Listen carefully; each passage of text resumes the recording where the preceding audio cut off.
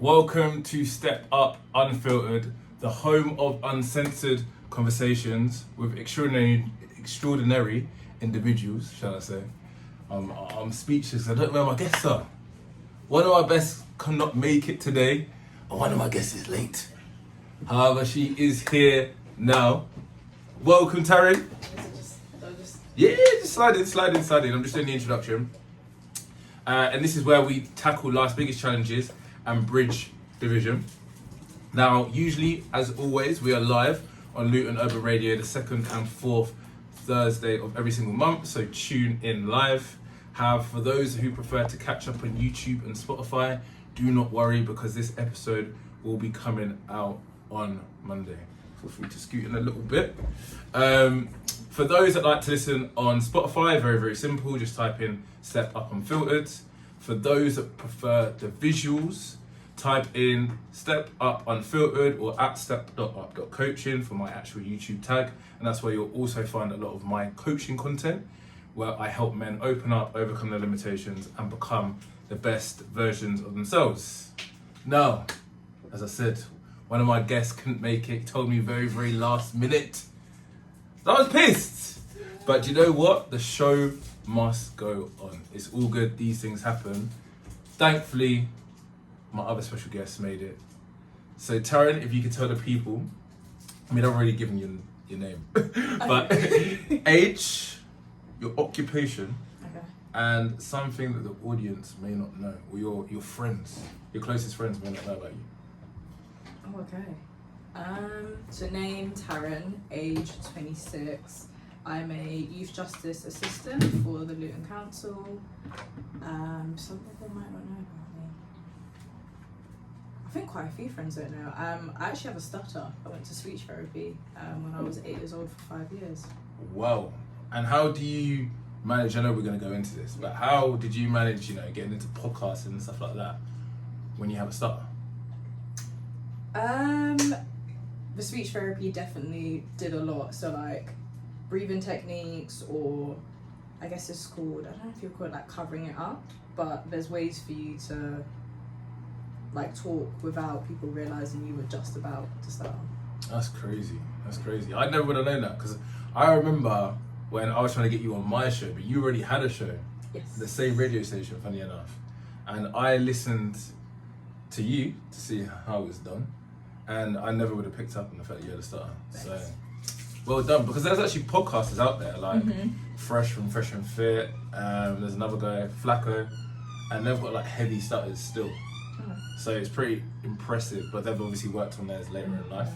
So that's pretty impressive that you're able to overcome that. Thanks. So well done to you. Kudos. So could you tell me a little bit about your background? Growing up in Luton, I assume?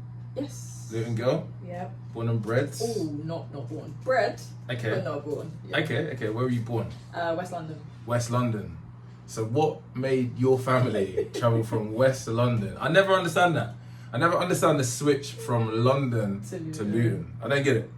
At the time, in the 90s, better schooling, and better job opportunities, my parents said, yeah. So I went to like private nursery, private school, so I think they didn't really have that kind of option in London, maybe. And what, is there private schools? Were there private schools in Luton? Dunstable. Where? It's closed down now. Oh, okay. But, yeah. Where did you go? It was called Ashton. Oh, okay. Because I used to go to a private primary school called Morelands. Oh yeah, my sister went there. There you go, yeah. But that's now closed down as well. Yeah. I used to love I think Morelands. it's King's House, so it's by the back of St. Luke's, the church. Oh, okay. Yeah. Makes sense. So how did you find that experience? Interesting. I definitely think it's contributed to being able to, I don't want to call it code switching because it's just me, if that makes sense. So you know how like, as a black person, people assume when you're well-spoken or being professional that you're code switching? But I've never heard that one. Let me jot that down. Code switching. Does that mean you're basically being white? Yeah, but okay. I think if you were brought up around that, it's not a code switch, it's just me, if that makes sense. Do you know what? As I've grown up, because I used to get a little bit of that when I went to my private high school, and I didn't know how to react to it. And I was saying on my last podcast, because it's the first time I brought up one of my best friends now. I'm literally his head groomsman.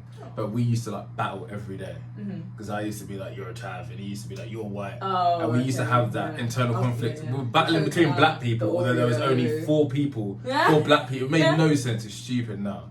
And now obviously just sit back and laugh about it now. It's ridiculous. But I find that is actually a version of self-hate. Because what are you then trying to say? You're trying to then say what black people shouldn't be. Right, we're not professional, we're not exactly. There you go. Yeah. There you go. There you go. So that's very interesting. Okay, so tell me more about this then. So you used to what? So you used to get called a code switcher from your friends outside your school or in your school? It wasn't a school thing, it's one of my adult years. Okay, wow. Yeah, like you go to like let's say like networking events or workshops for women, and I go to like black women events, and the topic is always, how do you feel being a black woman in corporate? And a lot of people are always like, oh, it's horrible, and I just feel like, and I'm like, I've never had that. And they're like, oh, maybe it's because you're good at code switching. I'm like, no, that's just me. So what are these black women going into corporate like? Well, wild one, sis. Wild one. What I said? Like what? They're not doing that in corporate. That's why I'm like, okay, but I guess there's always an excuse. Yeah. But I guess maybe they're different with their friends than what they are in the workplace. Whereas I'm just all round the same. All round Taryn talks. Pretty much. Taryn talks the same way. Yeah. I'm the same way, you know. Yeah, not like obviously friends. there's a little bit of a heightened. Yeah, maybe there's some slang I wouldn't say. Yeah. But yeah, all time is I'm just the same across the board. I don't feel like I need to be someone I'm not when I'm in the office. Yeah, I hear that because it's like with family members and stuff like that. You know, like around their friends, you'll see how they are, and then when you see them like at a black Jamaican function, and you know, just pure patois for like an hour, it's like what? You the same person? Yeah. What's the need? Yeah, exactly. Yeah, I hear that. That's funny. Are you a code switcher? Am I a code switcher? So no, please do. It's an open forum. I would say that, similarly to what you've just said, I'd say I'm just me at all times. Honestly, I'm just me at all times. I've got loads of white friends, I'm the same. I'll speak slang in front of them, and they'll be like, oh, what does that mean? Oh, that's cute then. And then around my black friends, I'll be well spoken and stuff like that.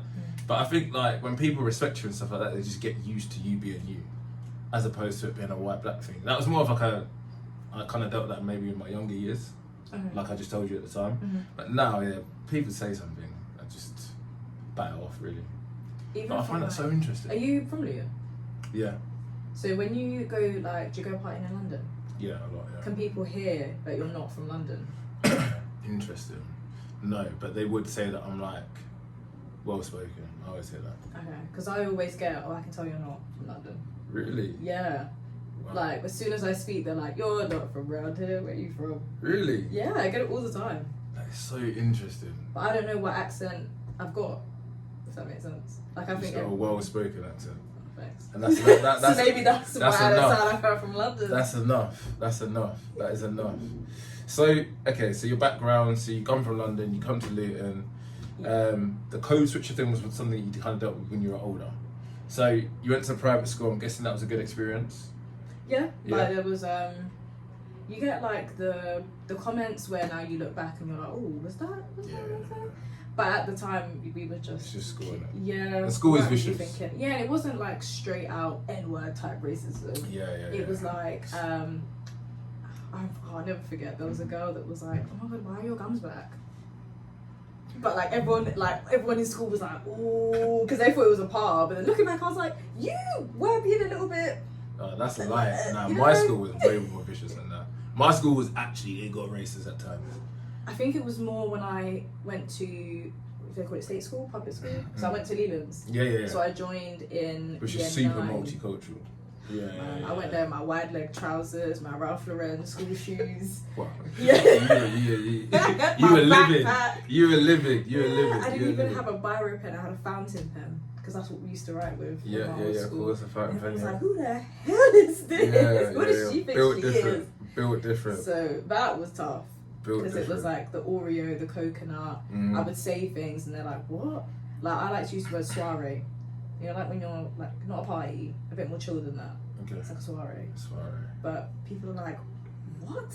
Even my friends. I get that. Everyone's like, wait, this guy's doing too much. What did you just say? about soiree. But they're like, can you just get like a vibe, chill vibe? Soiree! Like, yeah, just a little chill soiree. Alright, Have a cool, little cool, soiree cool. at mine. I like that. I like a linguist. I'm the same. I always come up with like words and the words like, What? why? You're doing a lot. You're doing a lot right now. I like that soiree. Do you still use it now today? Yeah, I'm still using that to this day. My friends the still laugh soiree. at me. They're like, why would you say so? Or even like, it was only the last few years, cranberry, I used to pronounce it cranberry. So it was only recently I realised it was cranberry. I used to cranberry. I get it. Code switching. But I wasn't even code switching, that's what everyone else was saying. Nachos, Oh wow. cranberry, and then one of my friends was like, why do you keep saying that? No, It's you said it well posh. Nachos. Nachos. No. That's But now I know what it is. That's Now crazy. I change That's it like up now. the but Queen's, God rest her soul, the Queen's tongue. That is the Queen's tongue right there. maybe that's why Nachos. people can tell I'm not from. the Mate, Midlands. yeah. I get it. I say soiree. Yeah. Maybe not Chelsea. Chelsea or just outside of London. That's Okay. funny. Okay, cool. So you've gone from private school to state school. You noticed kind of like the differences and whatnot. Yeah. So, I mean, how did that all translate to becoming a probation officer? I'm very interested to know this. Okay, probation officer. So. Or were there any stages beforehand? Yeah, I'm trying to think. Okay, so when I went to uni, I knew I wanted a full-time job that was different every day, that was working with people. But there's so many roles in that.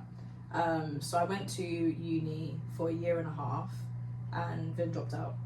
In my second year, one of the modules was like crime or something like that to do with like young people, and I thought. Can I ask you a quick question? Yeah, sure. Did you enjoy uni for like the vibes and stuff like that, or did you be just a bit over it?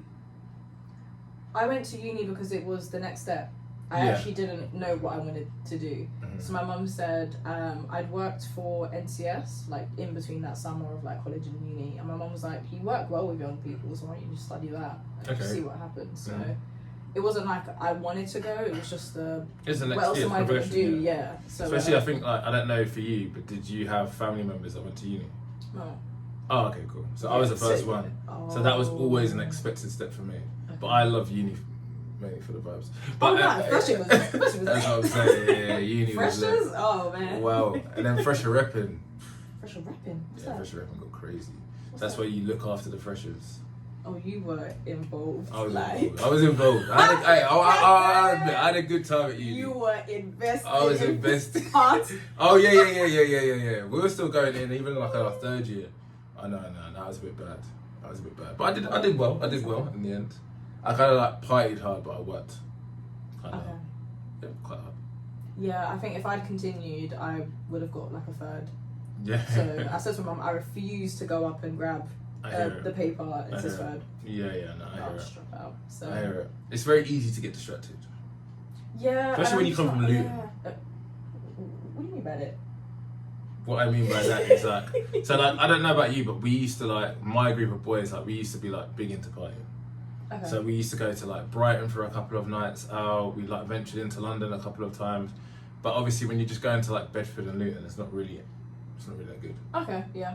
Milton Keynes was like a vibe back in the day, so that was like That's one true. of the best Watford nights was out. That good. wasn't too far. Yeah, Watford's decent. So I had my 18th. So then we go to when you go to like Nottingham, I don't know where you went, Okay. but Nottingham Trent. You've got like Like nights out every Leicester, single, yeah. and then you've got loads of places Coaches around. and. You know what I'm saying? It's easy to get I distracted. see why you were the party rep now. Yeah, exactly. Where did you go? Beds. I stayed at home. Oh, Yeah. okay. Stayed at home. But I It had was still friends in. Wait, how old are you? 30. Did you have the Big Clash around? Yes, but I didn't So go. I was a part of the Big Clash. Oh. So that's why I was like everywhere. Yeah. Yeah. Right, so you sound like you were doing your thing as well. I was trying for them. But yeah, after second year, I just said, forget it, man. Okay. Just wasn't worth it. Then, Cool. So yeah, so I dropped out of uni. But just before, I had secured my job full time with NCS. So like as a sales coordinator, going into the schools and trying to get young people to come on. And funnily enough, the day that I had to go to like basically tell the union that I was dropping out, NCS called me and were like, oh hey, we've got a position for you. So I was like, I can go home and tell my mum.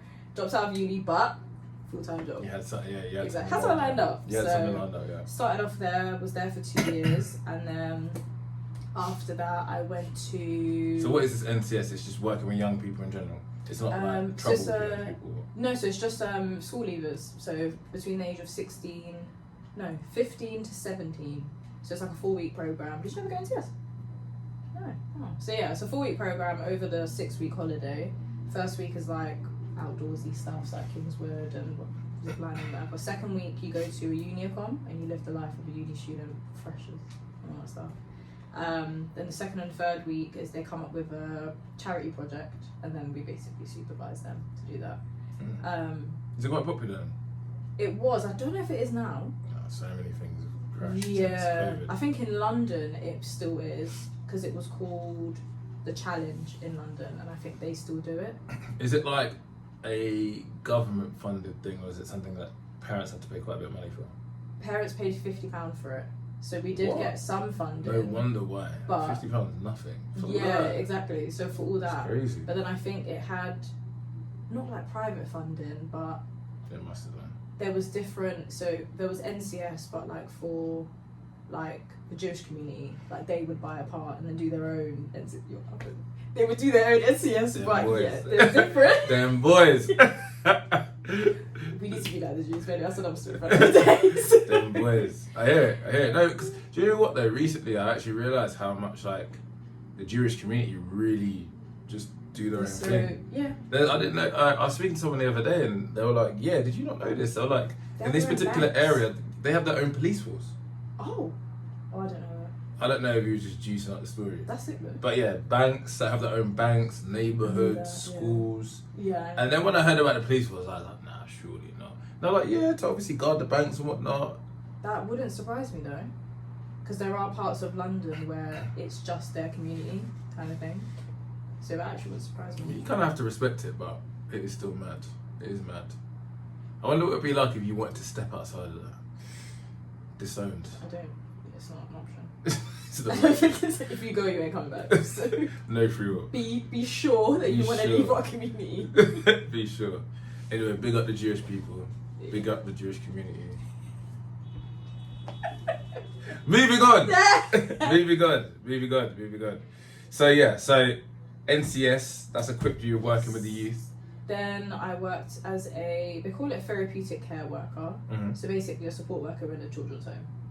So I lasted like it was such a horrific job. The thing Lasted is, is that was crazy. that was one of the most insane jobs I've had like in my life. Mm. It was in Milton Keynes, I remember.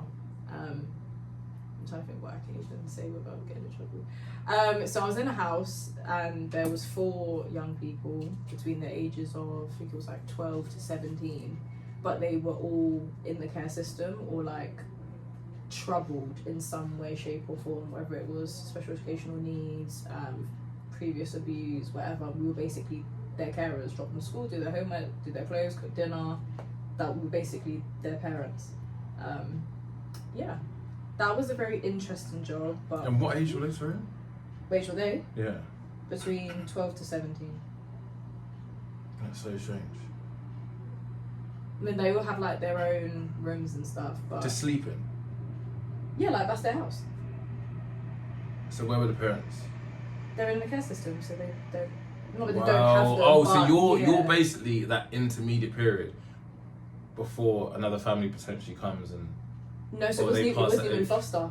They're just there. Like, it depends on whether their parents are potentially coming back for them, or whether they could have foster placements, or they like had supervised contact with their parents. So I always say, and I know this can rub people the wrong way, but I always say like, unfortunately, there's a neuropsychologist actually that came out and said like, you know, unfortunately the way that kids kind of become degenerates, Mhm. the 2 main reasons is unfortunately through sexual abuse Mhm. or abandonment. Mhm. So my question to you, although it's a bit of a dark question to ask, is how many of the kids that you were caring for and whatnot ended up, you know, turning out to be troubled? Or was that, you know, something that was a bit of a lifeline for them? Some of the young people, I think it was too late for us to catch them. Yeah. Some of them, it was like their mum was maybe going through a bit of a mental health phase, and then they just needed some time to sort themselves out. And then the relationship wasn't, I hate my mum, it was just my mum's a bit sick right now, so I'm here for the foreseeable future. Some people didn't have any contact with their parents and unfortunately were involved in the criminal justice system after. There is one kid I do wonder about, because the police were always at the door looking for him, and I do wonder, like, I wonder once he turned 18 what happened to him. One of the girls managed to find me on Instagram, actually. She came across me. I did like a Sidemen video, and she was like, oh my god, no way, that's Taryn, and Insta DM'd me. She's got a kid and everything, like, I've gone to go visit her, but she's a young girl, recently turned 18. Is she still with a partner? No, but for good reason. Yeah, they were together when baby was born, but he turned out to not be the person that she wanted him to be. Yeah. So, but she's found, and you know how the 18-year-olds, you know, they're just, I love my babe, I love my husband, my hubby. Isn't it bad though?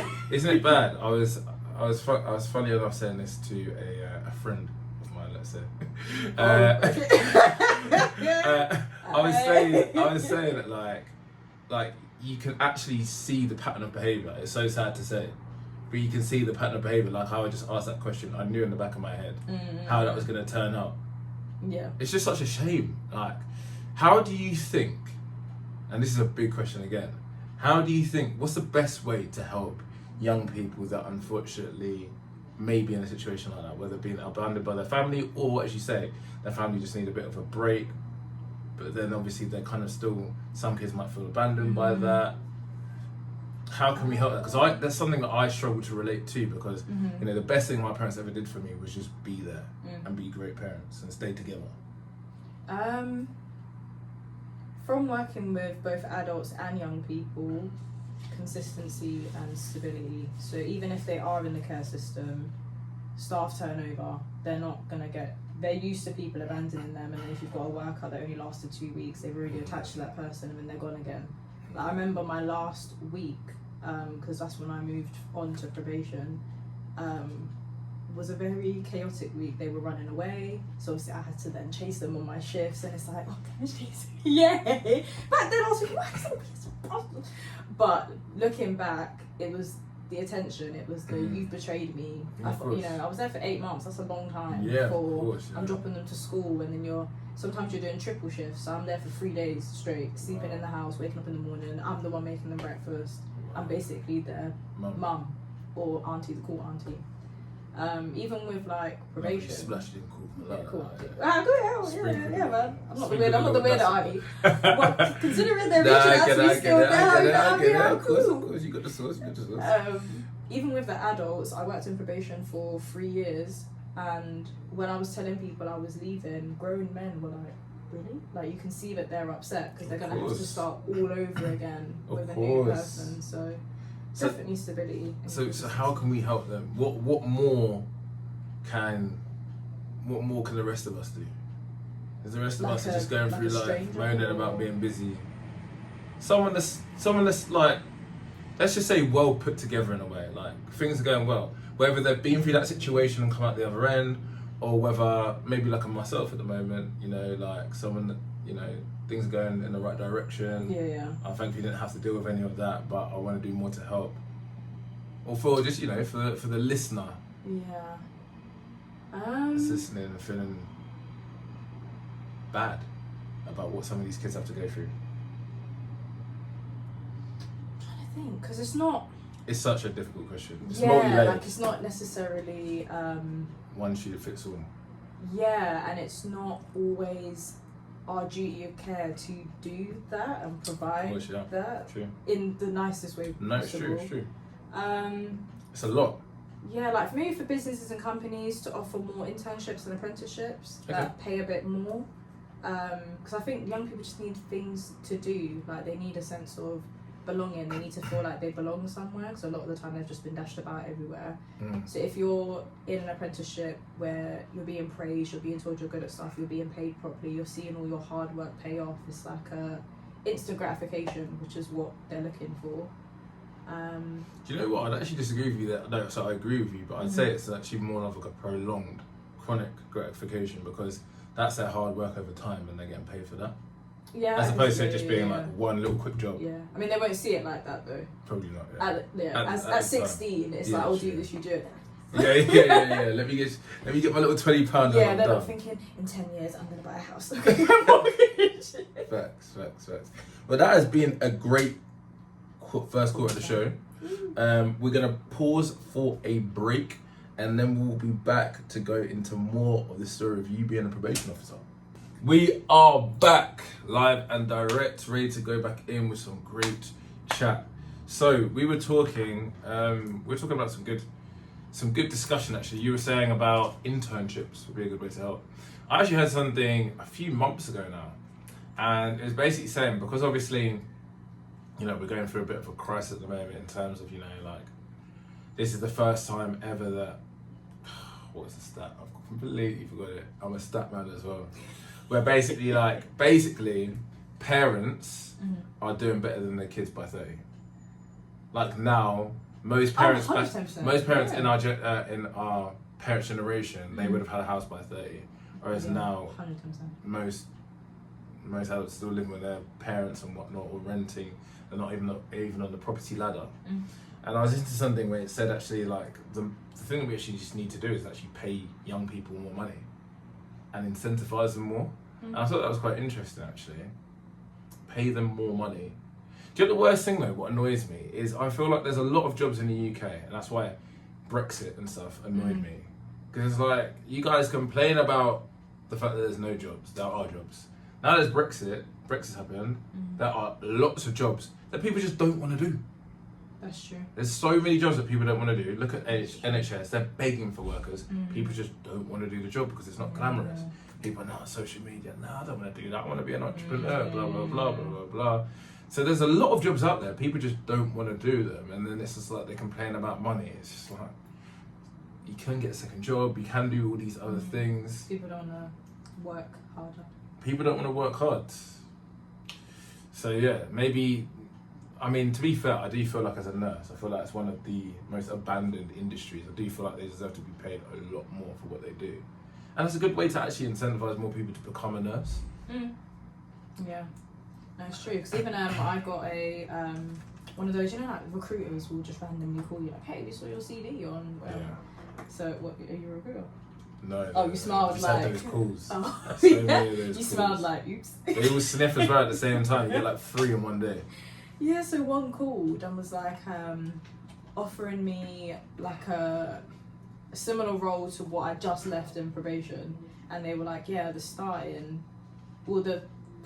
fee was under what I'm on, and the highest band was what I'm on.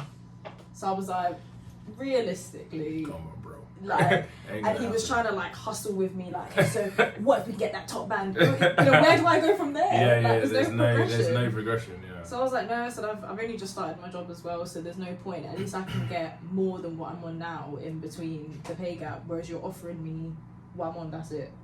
I think it's such a difficult one, right? Because it's like, people even say like, you have to be a certain type of person to be a nurse. And I'm like, no offense, you go to the NHS now, people just look so depressed. I think you do have to be a certain person though. I mean, they do seem to be hyped. They just look pissed off and depressed. I went and saw my granddad, right? Went and saw my granddad, who's got dementia, and thankfully, my auntie looks after him, and she does a great job. Because I don't know how many people would be that selfless to look after grandma and granddad. You know, when, you know, she's in her 50s, she should be out, you know, doing a thing, whatever. And like the treatment that my auntie gives him compared to the NHS with professional nurses, doctors, all of that. I'm there, they put the glass of water like next to him. He don't know what he's doing. So he ain't reaching for it. There was a guy, gave him the tablets, didn't come back for 5 minutes. He's there choking on the tablets. And me being me, I'm like, Mum, I'm not having it. So I go to pour him a glass of water, and then Mum was like, nah, you can't do that. And the nurse is like, you can't do that. I'm like, none of you guys aren't there. He's choking on these tablets. That could be I can't watch him choke on these tablets. But people just look so annoyed, they look pissed off, they don't smile at anybody. So this whole thing about you have to be a certain type of person, I agree with. But because, and I understand the reason why, because they're being so overworked. Yeah, they're just both now. I'm going to have a girl, funny enough, on the podcast. She's because we used to speak, she hates when I say stuff like that. I'm like, well, it's just reality, is what I've just literally just seen. Yeah. She hates when I say anything negative towards the NHS. But she's even like, yeah, I just lose my S word with people. I lose my patience with people all the time. I'm always getting told off. And I'm like, well, this is exactly my point, because you're getting so overworked and you're not, everything's worth the money, whether you love your job. It's taken any type of fun and joy out of it. That's true. It's actually true. That's why I left probation. It's crazy, isn't it? You just reach a point where you're. Like, tell us about probation. I mean, I've done enough talking. What do you want to know? Alright, so were you looking after male or female prisoners? Both, but majority male, just because of the. Latin. Yeah. I've never. Okay, what goes because of the market, but do you know what what goes through a girl's head to? I've always wondered this. What goes through a girl's head to want to look after male prisoners, knowing what men can be like? I didn't necessarily pick men, if that makes sense. I didn't say, give me them. I want them all. It's more like the actual job itself. You're meant to protect the public and rehabilitate the offender you've got in front of you. So that was the reason for the role, not, I want to look after men kind of thing. Got ya. And did men ever come up with any like inappropriate comments or anything like that? No, yeah, so... But they would try. I mean, we've seen. We're gonna jump into that. We don't jump into that. That's a topic. That's a hot topic. We're gonna stick with you, and then we're gonna jump into that. We're gonna jump into that. But, you're actually the perfect person to talk about this with as well, due to your history with inmates. So, what kind of things did like guys and stuff, maybe even girls, try that as well? To be fair, no. Nah. Okay. It's just the man them. So what the man them coming up? Anyway, I don't know. Maybe someone else got moved to you, but I wouldn't remember. So what were the man them like? Were they moving to you strong, or is it just like a couple comments? It would vary. So I worked in both in the Midlands and in Hertfordshire. And when I was up in the Midlands, it would be more like the texting after the appointment, like, hey, next appointment, we should go and get coffee. Like, okay, be for real. The Midlands man just come with that slow game. Yeah, or like there was one where I think he was homeless, so I'd said to him, if you need to like pop in, we can give you like a care box or whatever. And he was like, oh, something this like, is gonna be hilarious. no, it was something like, oh, when it's he was like, yeah, the weather's quite nice today, so I might just sit in the park if you want to join me with the care. No, I don't want to join you with the care box. Come to the office, pick it up, and go to the park. Bossy. Like, it's a hot day, isn't it? It's a hot day. It's a hot day. Just join me. Hell no. Join me. No, but it's not even as if like. What is in the care box? Like a packed lunch or something like that? Yes, so it'd be like dried food, blanket, mouthwash, soap, that kind of stuff. Just like toiletries to sort themselves out, and then like. He made the care box sound like it was like it's a link up, like, yeah, like I'm gonna come into your drive house to you, no thanks. Dried fruit. Whereas in Hertfordshire, it would be more. So there was one. He was a Irish traveller. I didn't even know that they liked black women. Didn't know they were allowed to speak to us, but he made. He was more. Oh, let me buy you this, or so like if there was a certain, I used to wear Alien Muggler perfume, and he recognized the smell, and he was like, when are you leaving? I'll just accidentally leave a box for you, because we're not allowed to really accept gifts, of course, yeah, bro. Unless it's gonna kick off, like if they're like then you have to take it and then just declare it, because it's for your safety. Oh, okay, yeah. And what declare it and not have it? Depends on what the value. I think the value was like up to £15, and then if they saw it as something, if it was over 15, it couldn't be seen as like a grooming present. So like, why are they buying you like a ring or a bracelet? Whereas if it was like some soap, then take the hand for minus, whatever. Like I had one lovely guy. I hope he's okay. He was in like his 40s, and I was his reference to be a delivery driver, and he got the job. So every time he came in, he would give us a huge like bakery delivery box. It was amazing. Or some Gales as well. Gales are damn expensive. Yeah. Alright, fair play. So the man that were moving with different tactics, different things. Tacticians. I like it. So what was your motivation for being a probation officer? You kind of lightly touched on it, but what was a catalyst to make you think, do you know what? And were you ever shook? Oh, 100%. Yeah, Oh. man. Some of the people scream at you. The reason for doing it, as I said right in the beginning, it was I wanted a 9 to 5 that was different every day, that was changing lives kind of thing. So it was actually the interview process where I was like, I actually think I might like this. So it was during COVID, so it was through a Zoom call, and it was a role play. So this is so funny. So I've got the laptop open and the screen is blank, and they're like, okay, so this is the role play. We're just gonna have a prisoner come in and talk to you, and we're just gonna see how you manage it. I was like, cool. It came on, and this guy was in like an orange, you know, the prison suits. I would say good morning, let's go. Customer, I was like, whoa, okay. And then I had to like get into character and manage to diffuse the situation. But after I was like, I think I could do this. Like, this is cool. And yeah, as I got more and more into the job, it can be rewarding because it's 18 plus. So some of my like young boys, they're transitioning from youth offending to probation, and maybe they've got drug misuse or mental health issues. And when you've managed to like break a barrier, you've managed to find housing, or you've managed to get through to mental health and be like, you need to see this person now, and it works. It's like, wow. Yeah, I did that, yeah. Because you're working with someone that, you know, society, I guess, deems kind of surplus requirement. They just dash them. So if you're able to create that barrier, I can see how that works. And what was the second question? What was it? Were you ever shook? You could answer that. Oh yeah. Because my caseload was majority domestic abuse perpetrators. I was gonna say. So did you deal with all sorts? Yeah. So you do. I don't know how it is for every office, but there was normally like a spec that you were, I guess, good at, kind of thing. So mine were the foreign nationals, so the ones that are here like illegally, and domestic violence perpetrators. Those were my, Must be hard for a woman to be around that.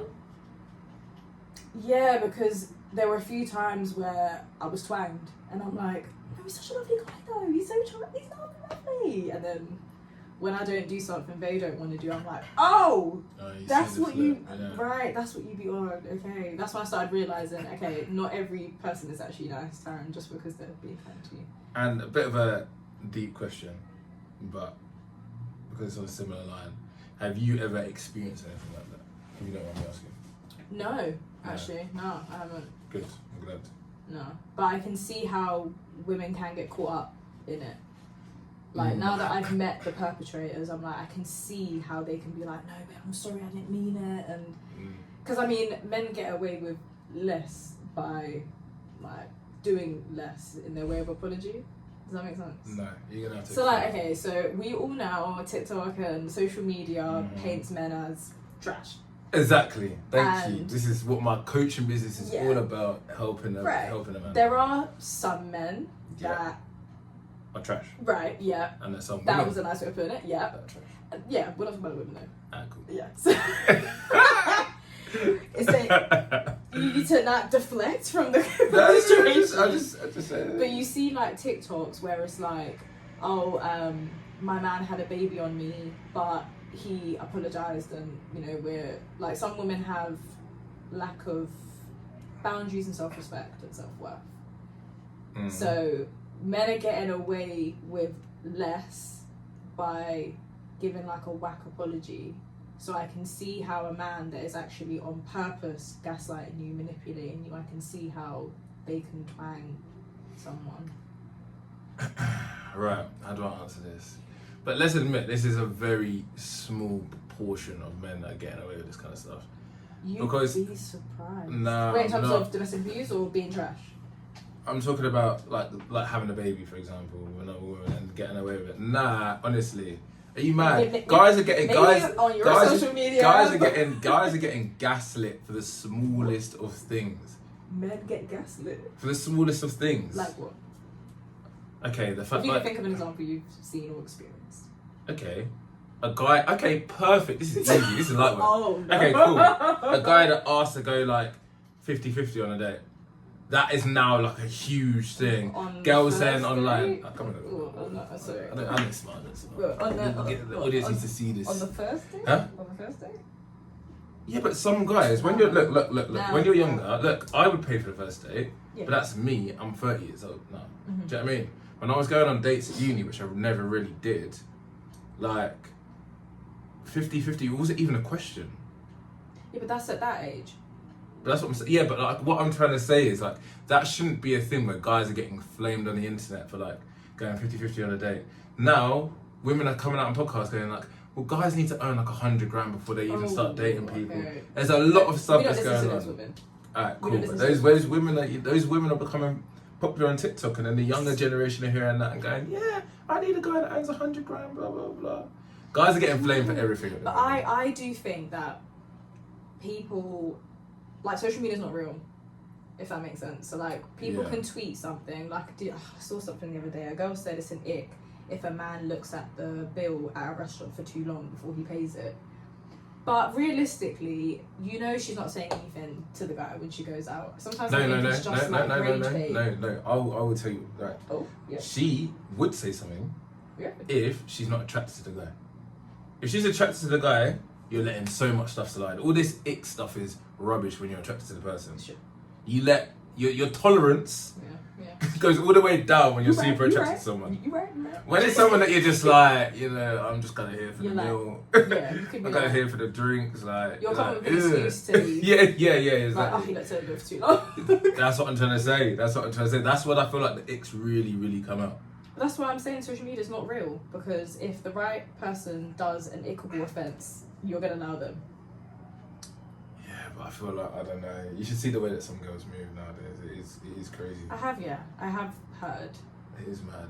but It's mad being single in 2024. That's what I would say. you'll be okay. Well, I don't know if you're single. I said you'll be okay. but- I'm single. So, There. probation. Probation officer. The video. Yeah. So, so what's her name? Linda De Souza Abreu, something like that. What was your thoughts when you saw the video?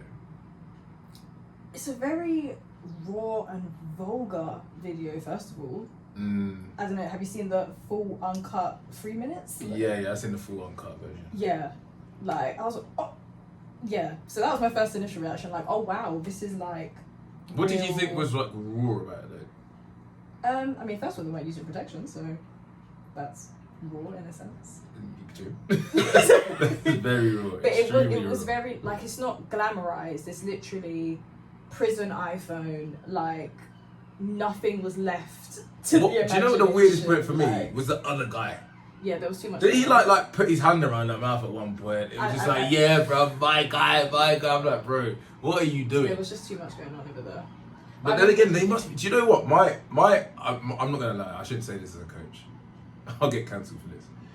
My initial thought was like, depending on what he's done, if it's just got like drug offences or something like that, I was like, my man must be roasted. That's kind of like that dream that you kind of have as a kid. Like you always want to sleep with your teacher. You know, you kind of want to have sex on. Yeah, you kind of want to have sex on a plane, join the Mahal Club. So I was like, if my guy's been in prison for like a year, like he needs to do like. I'm like, brother, all. But he had a girlfriend that was 7 months pregnant, so he couldn't have been in there that long. But that's what I'm 7 saying. When you months-ish. so when you unpack the story more, that's when it gets worse, right? At first, I was like, fair play, do your thing. I was more him or to weirded her? out, huh? To him or to her? To both. Even her, as like a professional. I'm Like, fair joking, play, I'm joking. like, I was just like, and that's I was just fair play to the guy that's doing it. Okay. I was freaked out by the guy that's filming. I just thought he was a weirdo. And then the girl, I was just like, very, very strange. I get it from like people who are pissed off because they're like, that's obviously taxpayers' money. It's my money. Literally, and you're just beating next man. Yeah. But, yeah, I don't think I was as outraged till I actually then found out more about the story. Yeah, I wasn't shocked by it because it happened. How often does it happen? Extremely. What, really?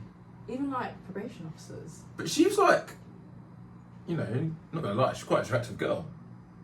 Yeah. That's why when you were talking about what was it?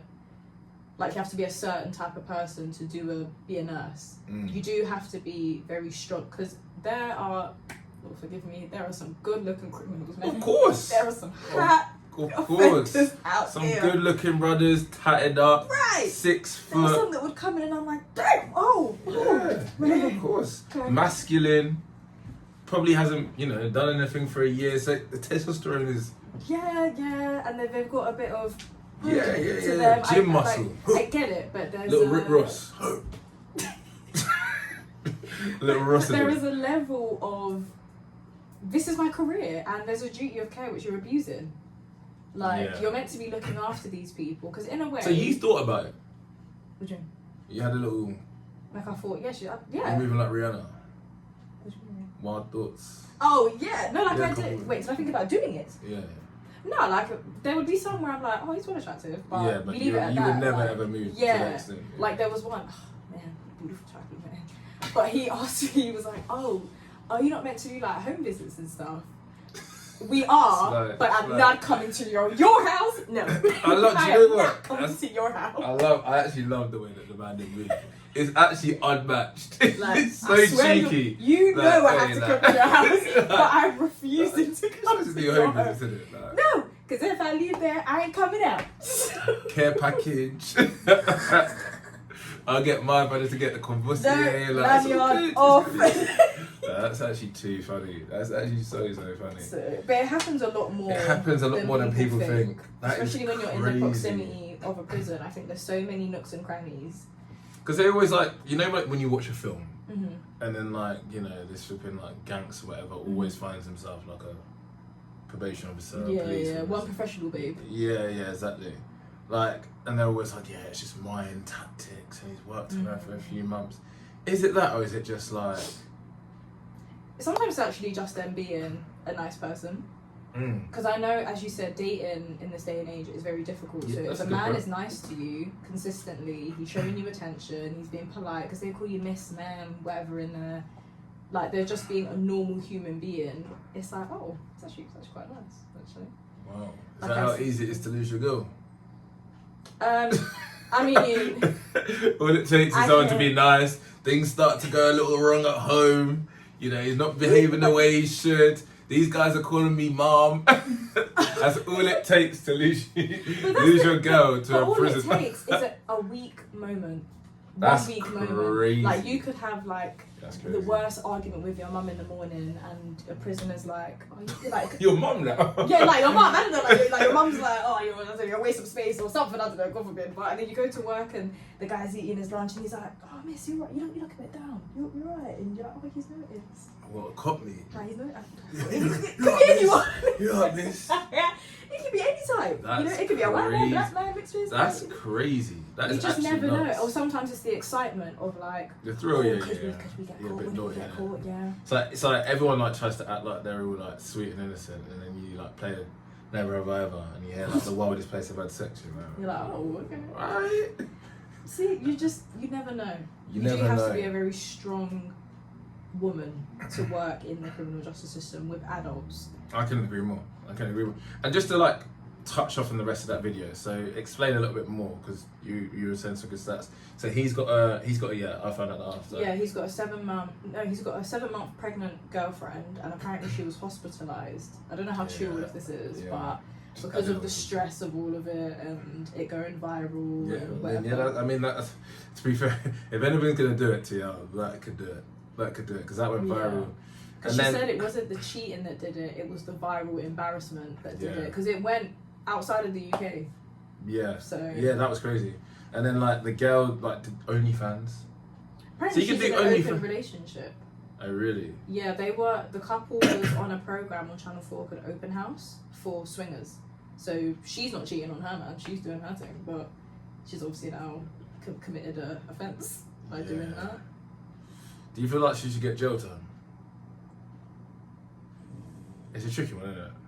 Maybe not jail. If she, Yeah, if she, I like, if she don't had know. to do jail, maybe like a cheeky month, like Cheeky mum. Yeah, like just something cute. Do you Just know? scared straight, innit? Yeah, literally, just Cheeky something mum. to be like, yeah. Chuck her with the men. Joking. That's the worst Chuck place her to with put the her Hey, in. she might love it. She might love it. She might have a great She time. never train man on her. All the man them get involved.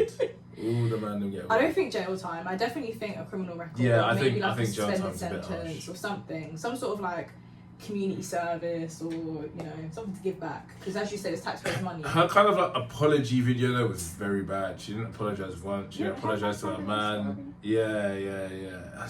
Some people are just built so different, But she didn't need to apologise to her man because it's an open relationship. So he probably knew what she was getting up to. Raw in prison and having another man like cover the mouth and just... Well, okay, maybe not to that extent. But normally... I'm pretty sure, but I've ever heard of people, I want to, honestly, if you're in an open relationship, please come on this podcast. I want to debate. Because every single time I've heard it on podcasts and stuff like that, it's never simple. There's always rules. Yeah. That kind of sound like it takes the excitement away, and all these relationships always tend to be quite short. Don't get me wrong, I know there's a lot of swinging couples that seem like they're happy and whatnot, but there's always rules to it. It's never as simple as you can do whatever you want and I can do whatever I want. There's always like, you can't do this like certain position. Safety, isn't it? Oh, I don't know about positions, but like using protection and stuff like that, maybe that might be a rule. Or like it can't be someone you see all the time, or I don't know. Can't be a co-worker. A co-worker, there you go. Can't be a co-worker, why not? If it's an open relationship. I mean, you see them every day. And then that could turn into more than, do you know what I mean? Like, that's why it should just never really be done. Yeah, like, you know, like a work wife, work husband, it's fun because we can never actually, then once you've had sex, it's like, oh. Yeah, I learned my lesson about that. Whenever I've ever hooked up with somebody that I've you worked look like with. someone that would. Why am I getting stick? Why am I getting flamed? I'm just honest on my own podcast. With a co-worker at like a Christmas party, a couple of drinks, and it's like... You set the scene nicely as well. Was I correct? The first day. What? Yeah, that's a mad one. First day. And that got awkward this because was I didn't say right? something. This is like a retail job, right? Or corporate? It's corporate. Dang. I know. This is like a few years ago. I didn't say anything. She did. It got out somehow, and then she blamed me, which I was really offended by. Because I was like, no, I would never say anything. I'm not that type of guy. And then it just got sticky, and then my mate was trying it with her because he didn't know that. It got so sticky. Never ever hook up with anybody that you work with, guys and girls. Trust me. Moving on to the next part of the podcast. We are back, and that was a juicy part of the episode. Got a little bit hot after that. Dropped my pen. Great. Flustered. On to the next one. I know. Right. So probation officer. So you did that for a little bit. The peaks and troughs, it sounds like that. But it sounds like you obviously were able to help people, which is good. So what led you to working with youth offenders? Was that just natural progression? So everyone in probation has either ventured out from youth offending or has come from youth offending. It's kind of like entwined. Of course, yeah. And we have like youth offending transition meetings and stuff like that where a young person has just turned 18, so then we meet up with their youth offender worker and stuff like that. So I wanted to be closer to home because I was working in Hertfordshire, and obviously with cost of living and petrol, we weren't being given mileage from home to base office. No, what? Oh. That motorway, I was doing it every day. And then they changed, so we used to have 2 working from home days, they changed it to 1. And then that was just like, nah, man. Yeah. Because you guys are not paying for my petrol. It became like things in the office, like the mood was just low. It's like you walk in, probably it's because like, of that as well. Yeah. I was actually signed off sick over Christmas because it just got too much for me. There was I'm sure I can say this on camera. I had to recall a person, like back to prison, and so recall. I only heard these kind of terms on Call of Duty and stuff like that. Recall. So let's say if you went to prison Yeah. and you were meant to come out in September, you could apply to come out early on tag. So the tag is like your punishment, like you're still meant to be in prison. That what happened to Stephen Bear. Bear. Did he come out tag? Yeah. Well, he came out early. Okay, yeah. So you can apply for parole or what we call home detention curfew, which is the tag. So one of mine managed to come out, lovely guy, like similar age. And around the Christmas period, so you come out and you're on a license and you have to hit all of your license conditions, otherwise you're at risk of being recalled back to prison to finish your full sentence. So he had been arrested for just like intel. He hadn't actually done anything, but it was like a police intel, so they stopped, searched him. He'd been arrested, so that was already one tick off of the whatever license conditions. But I managed to like... He got arrested for not doing anything wrong, and that's a tip. Yeah, so because on your license conditions you can't be arrested for another offence. Like, you're just meant to be clean, kind of thing. So he had done something wrong, just not them, maybe. No, so he'd been arrested. So it's like me, let's say if you're driving around and I said, oh, there's a black BMW and I think they're selling drugs, they would look through your car and arrest you. But you haven't done anything wrong. I've just called up and said, oh, by the way... That makes no sense. Yeah, but like an arrest doesn't mean that you're getting charged with something. They can just arrest you and then search the car and then let you go. Yeah. But because he wasn't found like guilty of anything, it was fine, we managed to move it. Cool, yeah. But he wasn't living at the place he said he was living at. So that was a tick, and my manager was just like, he needs to go back. And it was 2 weeks over the Christmas period, so he missed he had a daughter. He missed Christmas and New Year's with his family. And that just did it for me. And I was like, I can't do this anymore. This is not what I signed up for. This is not helping anyone. This is hurting people. This is ruining lives. I was meant to be changing them, not ruining them. So I was signed off sick for 4 weeks. Wow. It was just, yeah. Stressful. Yeah, like my job is stressful enough already, but having that, I'm still young, 26. Having that heavy on my, like, I shouldn't have that amount of power to take away someone's freedom. That's crazy, isn't it? Like, that's crazy. I can type to the police and say, yeah, take his ass back. That's like, what, 21, you could do that. Like, that's crazy. So, too much. Crazy. So how do you find working with youth offenders at this moment in time? I find it a lot easier, actually. I can imagine. Yeah. They're just a lot more open. Like, they're a lot more open to speak to. Obviously, there's some that are a bit like, But because I'm from Luton, so I know like the areas, or let's say like postcode, you know, you can't go to XYZ.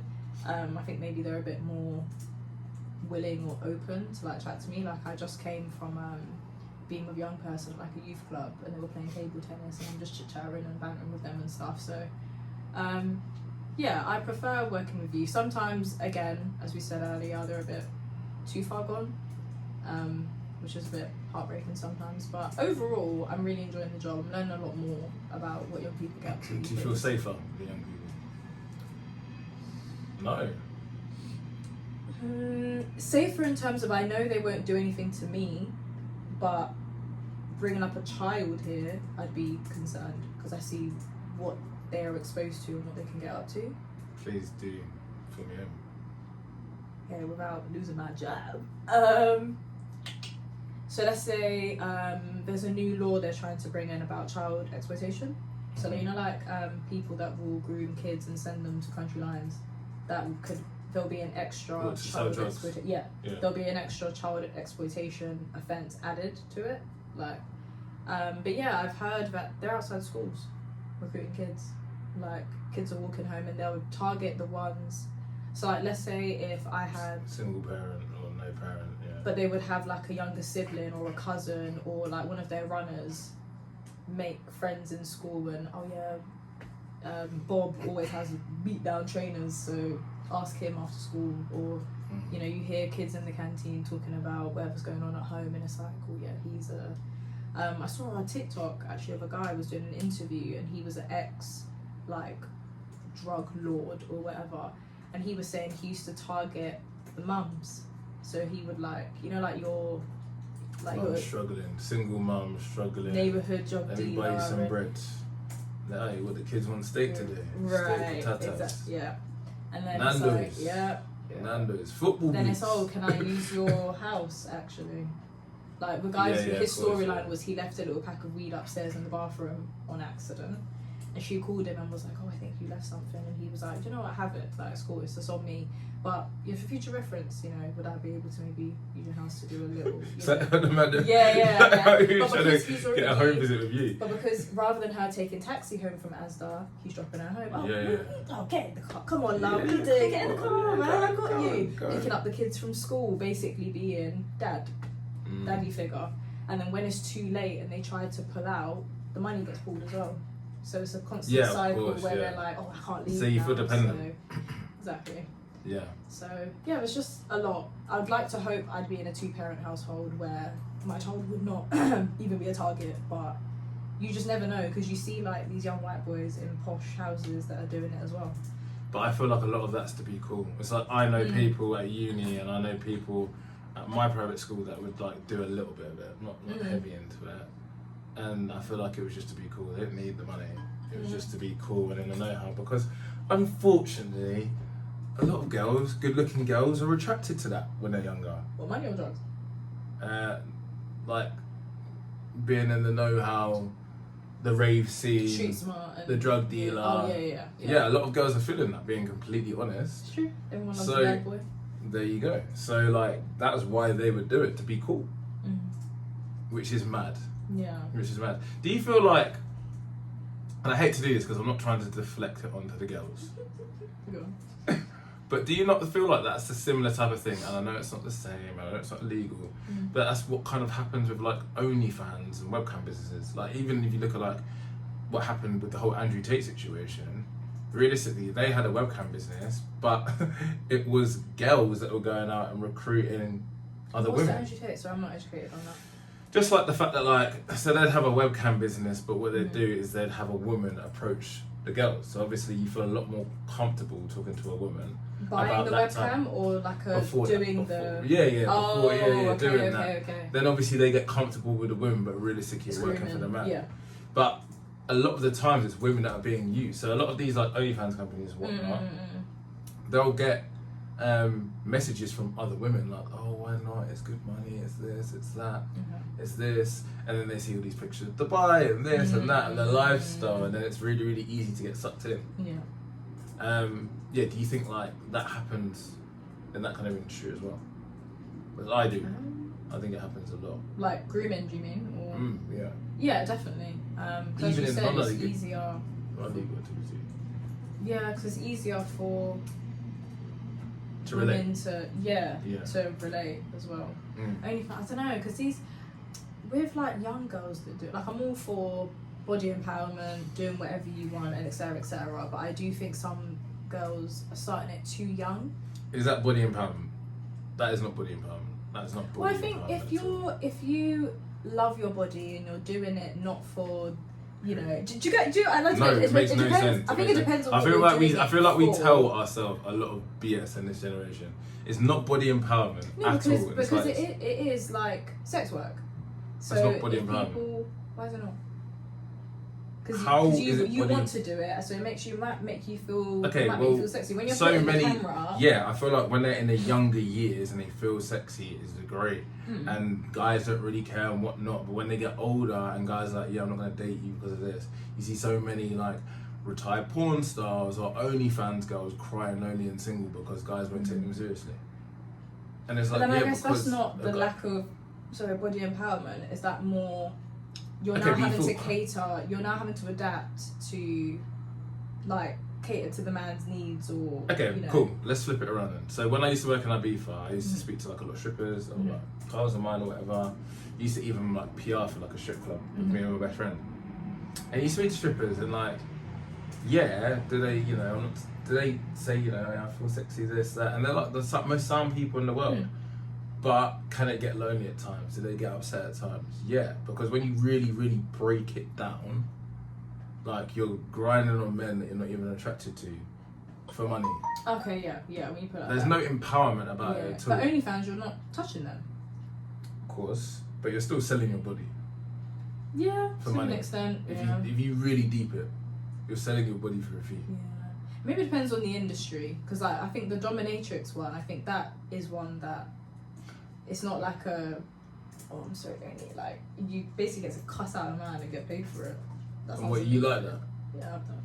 I might have dabbled once, or you know. Once. But do you know how crazy that is? That's like me being like, yeah, like I get to cuss out a white person. Okay, no, that's completely different. It's the You take exact it from same. gender to, No, because but it's- it's consensual. Yeah, Yeah, that it's like that consensual. being consensual. But do you not think like is that not a version of self-hate in a way? Because it's kind of like bottom-up theory. It's like you're positioning somebody above you. Or Oh, it's you- self-hate for the person paying, but not for the woman doing it. Yeah, but It's it not kind of self-hate, it's kind of like saying you put men on a pedestal, so I'm reclaiming the power by dominating you.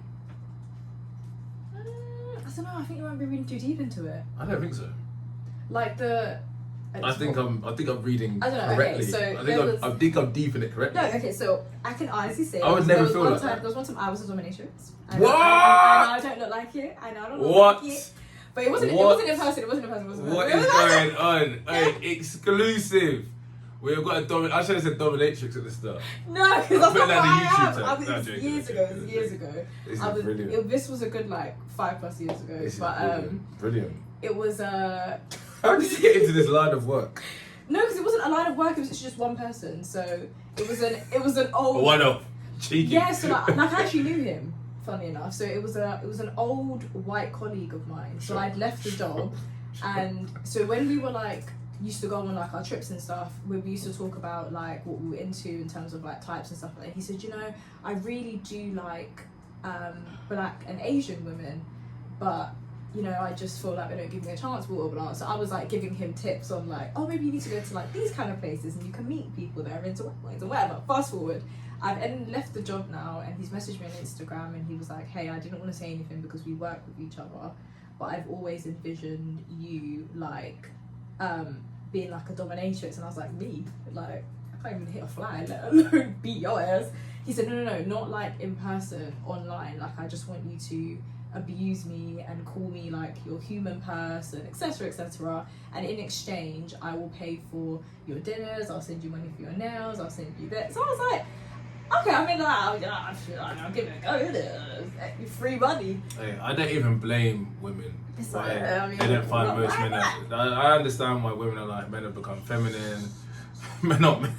What am I hearing? But it was obviously I think I was 20 at the time, so I'm fresh out of uni in my first. Just don't try to career. sweeten it No, up. but no, because the money now I wouldn't do it because I make enough money where I wouldn't need to degrade or degrade someone else for extra money. But yeah, it was I remember I went to STK with one of my friends. I wonder if she listens to this. I went to STK with my friends and he was texting me and he was like, I want you to completely run up the bill, cuss me out, send me a picture of the receipt and I'll transfer you the money for the receipt. So we were ordering starters, cocktails, mains, and I was messaging him I hate you, dirty piece of shit, you're worthless, you're this, empty your bank account for me, broke. But Did they ever get racist? He asked for it and that's when I said, okay, now we're getting scary. He said, I want you to call me a slave. And I said, you know what? What? Yeah, but there's always going to get like this. No, This okay. is the I didn't know problem. that. I didn't know You're that. lucky that I you told only you. stopped there. But this is the problem with girls, yeah, is they'll do that and then it's the buyers are tempting. I've done STK. Now I want to do but this is what I'm trying to know, but a lot of the time, there's a girl that does OnlyFans, yeah. It starts off light. It starts with a foot picture. And then someone's like, yeah, well, you get 500 quid for that, but you can get $2,000 for a hand, and then it's like a dark hole. You know what people say about drugs? You take one thing and it's like a gateway. Yeah. But I always thought my line of work, if this ever came out, that I had called you the N-word or something. No, thank you. Crazy. Even the stuff that it came to a close. It only lasted a month. It wasn't even that much. And he'd pay for my nails a couple of times and nothing crazy. And then it came to a close because he actually proposed to his girlfriend. He had a girlfriend. I forgot that one. And she knew. No, I don't think. Oh. He yeah, but he used to pay. Then not my problem. Sorry. Oh my gosh. So yeah, that was my little dominatrix time. But what a story. But I don't think it was. Thanks man. That was an exclusive. Yeah, I wouldn't say that was a. Because there was a point that you made of having to. Did it ever get sexual? Hell no. What? You never dress up in a little leather skirt and kick him in the balls? No, he paid someone where he lived to do that. So he had a few on the go. Yeah. Okay, interesting. Yeah. And then I did feel really bad. I tried to end it once because he was. End it? Yeah, because It sounds like a relationship. Because no, but I guess it kind of is, isn't it? To an extent, like, It's a fruitful like relationship. not like a proper relationship, but yeah, like he. So like off the dominatrix convo, we were just like catching up, and I was like, sounds alright, like what's going on with you? And then he was like, yeah, like I'm gonna be honest, I'm really struggling financially, like I'm just always in my overdraft. And I was like, maybe we should stop doing this. He's like, no, because like that's what the thrill is. That's what gets him off. Yeah, like knowing that he's breaking his bank account Get your freak to off. get. Yeah, but I was like, I feel bad. See, even as a bloke, yeah, like when I've been faced in these situations, I've never so. Right, so when I was at uni, obviously, as you say, I set the scene. That uni, gone out a lot, student loan, not much money. Oh. Like there was a thing going around, and the boys were like, you can do escorting, where it's basically just where like you get Just paid live it up. money, Yeah. and women will just take you out on a meal, and whatever happens after that, you decide. It might just be more meals, and I was thinking about it, and I was just like, do you know what? I went to do my sign up, whatever. They were like, yeah, cool, we want you to like be a part of us, Sounds like and I was just like, nah. Really? Yeah, it just didn't feel right. And I always just felt like if my parents ever found out, I was That would just be like, goddamn shame. So that was the only reason why I didn't do it. Okay. Oh, because of what your parents would think. Pretty much. I mean- I like to say it's because I I'm mean- so moral. I mean, no. shout out to your parents. Yeah, shout out to my parents. They brought me up well. But like, yeah, honestly, like, I get it. I get the tie, especially when you haven't got much peas and you're kind of in control of what you do. Like, it is mad. So I mean, at least your one was only verbal though. Like, I was expecting it to be a little wilder. No. Honestly. I have a more class one. I've had a more class than that. Okay, cool. I like that. Actually, that's a nice little segue. So Miss Abdi got arrested. Actually, I don't want to influence. I know that I wouldn't influence how you're going to think anyway, but I want to know your opinion. So Miss Abdi, who's a black woman, got arrested the other day for, to be fair, it wasn't a very nice tweet what she said. It was a bit of a disgusting tweet. But she basically called Alexander Isak, which is a Newcastle striker, good football player, basically said he was the N-word. Is the Abdi person Black. Black? And got arrested. And now she's going to have to go to court. Sorry, so For hate a speech. black person tweeted about another black person Yeah. It wasn't a calling nice him the tweet. N-word Yeah. and then got arrested for it. Yeah. What For are your like thoughts? racially aggravated Hate crime. something. What are your thoughts? I think it is doable for there to be like black on black crime in it, but Oh, 100%. I love Um, colorism. but it's very interesting that she actually got penalised for it because look at how many, like all the stuff that happened with like the Euros and stuff. Like This is my exact point, which people actually getting wound me beat up down about it. in Shoreditch, like This is my exact point. Like me and my boy were in Brighton, and like we were like, oh, like taking the whatever, taking the piss, and this group of like 10 guys like tried to like, run over and beat us up. So like, and that's the first time anything like that's ever happened to me. yeah. But what not I'm- even on the pitch, like Whatever on the pitch. You were- Whatever, you were I was in playing Brighton. I was with on the beach. I was on the beach. Complete different terrain. And like, what pisses me off is like, as you say, you know, like a lot of like white people, whatever, have got away with so many racist tweets. I feel like they just did this to make an example because I it's was just shocking. about to say that. And I just think it's ridiculous though. Like, black people call each other the N-word all the time. Obviously, it's like in a more trivial and jokey way, but I just think that's crazy to me. Like, there's so much racism that you haven't done anything about. I want to know what's going to happen about this bloody Enzo video, the Chelsea player. That so he's a Chelsea player. He plays for Argentina. They've just won the Copa America, and he's there with a bunch of his like boys that he's won it with, chanting out racist slurs about the French national team, You probably were getting penalised for it. saying that like they all come from Angola, but they say that they're French. Their dad's from Cameroon, their mum's from Nigeria. Just basically saying that they're not really French, they're African, and said about that they sleep with transgenders. Oh my goodness. Like, think I want to know they now. might get So you're arresting this. I'm not gonna say she's a sweet woman, but you're arresting this woman that probably is like so confused at the moment. However, there's a Chelsea player that's just come out with racism who has lots of black French teammates that aren't happy at the moment. How are you gonna deal with this? I want to know how you're gonna deal with this. Why is he not getting penalised? But look at the. I don't want to say it wrong. I don't know if he's French or Dutch or whatever, but he had had a rape charge against him for like a 12-year-old, and he's still allowed to play in the Olympics. Or something along those lines. Really? Something I to need do to with read into sporting. But it came out that like he'd been charged and he was still allowed to play for the team because he was like. I'm gonna have to read into that actually. I'm gonna have to read into that. But yeah, we'll have to look into that actually, because that'd be interesting to discuss. But what annoys me is like in football, it's always been like, oh, turn the other cheek, turn the other cheek. Even there's a new manager of Chelsea that's being like, oh, he's not a good lad, he didn't really mean it like that. He's trying to integrate him back into the group. And it's what pisses me off every single time. Even in 2024, they're still trying to act like racism is just... They bring it up a lot more now, but it's still the same consequence. Like, oh yeah, like, yeah, no, like... Yeah. There's more awareness, but there's no change. But how stupid is this? It's 2024. So black people are getting arrested for saying the N-word. However, my man's allowed to go back straight into the Chelsea team. Like, for me, he should be sold. Look what happened with Man United. I know you're probably not a football fan. With Mason Greenwood, he had the video of him, unfortunately, abusing his girlfriend. However, they got back together. As Man United, everyone was so, you know, in upheaval that we were potentially letting him back in the squad, so we had to loan him out, and now we've got to sell him. But Chelsea are going to bring back someone with racism. It just shows how, like, on the totem pole where racism falls. They don't care. They don't care. They don't care. They never have cared. They've always said to just turn a blind eye, whatever it's called, turn the other cheek. And it's just... Speaking of racism, have you seen the Sonya Massay video? That is... Or is that on your list? That's on my list. That's okay, on my sorry, list. okay, sorry. No. I'm going to go in. Do you know what? We could do a light touch-up and then we can finish it off. That hurt my heart. That hurt my heart. So let's go for the story. So Sonya Massay has called the police because she thinks there's a disturbance. 2 big ass white guys, police officers, have come in. And the conversation looked calm. Everything was cool, everything was chilled.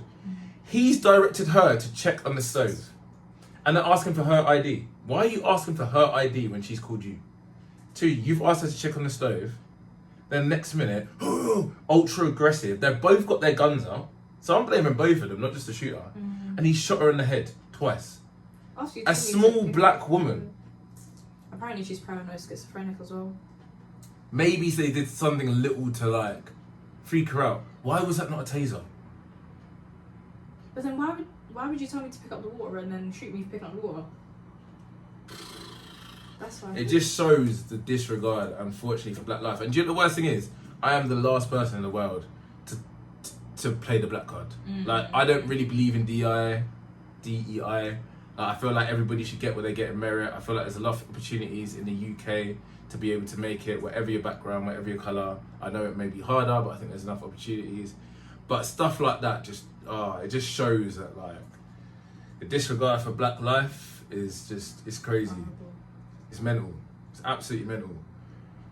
Oh man, and it made me think so much. I'm so happy that policemen in the UK do not have guns. Oh, we'd all be because dead. It would be just as bad here. We'd all be dead. Right, more on that in the next quarter of the show. Right, back for the last quarter. Can you believe? So Taryn was only supposed to come on and do an hour, but you know, Step Up Unfiltered is a fun place to be, and we talk about the real stuff. You know, we found out that Taryn is a dominatrix. We found out a lot of stuff in this episode. And we've still got another quarter to go, so let's get through some of the rest of the things that I want to ask you. I'll let you answer and I'll just answer straight. I won't like roll on. No, the rolling on's been good, because that's how we create more conversation, you know? So I saw you on a talent agency, because I wanted to get you on my podcast, but you already had a podcast, as we already discussed. Taryn Talks. So how did you get into podcasting, and what inspired your own show? What got me into podcasting was COVID, actually. So Taryn Talks was actually an events company. I used to have discussion events in person, like tackling those uncomfortable conversations in like an intimate setting. Then COVID came, so I did them on Zoom and Clubhouse. Did that, and then people were like, oh, why don't you do a podcast? Like, you still get to have those conversations, but in, like, you know, COVID restricted. So I said, yeah, okay, cool, why not? One of my friends at the time, he had just opened a studio in Woolwich, South London, and a lot of my friends are from London. So I said I'd rather work with someone that I'm friends with and put money in their pocket rather than, you know, to some random company. So yeah, I did podcasting with him for a bit. And then the Hat Factory in town, they were doing a Being Black in Luton panel, and I was a part of that. So it was me, Pastor Trevor Adams, and Benjamin from Beach Street Festival. And in the lead up to the like panel, Pastor Trevor asked me to come on Lenny's show here to advertise it. So I was like, yeah, sure, why not? I live around the corner, no worries. Came on the show, advertised it, got to chit chat and had really good conversation. And then after, Lenny was like, I really think you would excel here having your own show. Like, I think you could carry your own talk show. So I was like, yeah, cool, why not? That was literally it.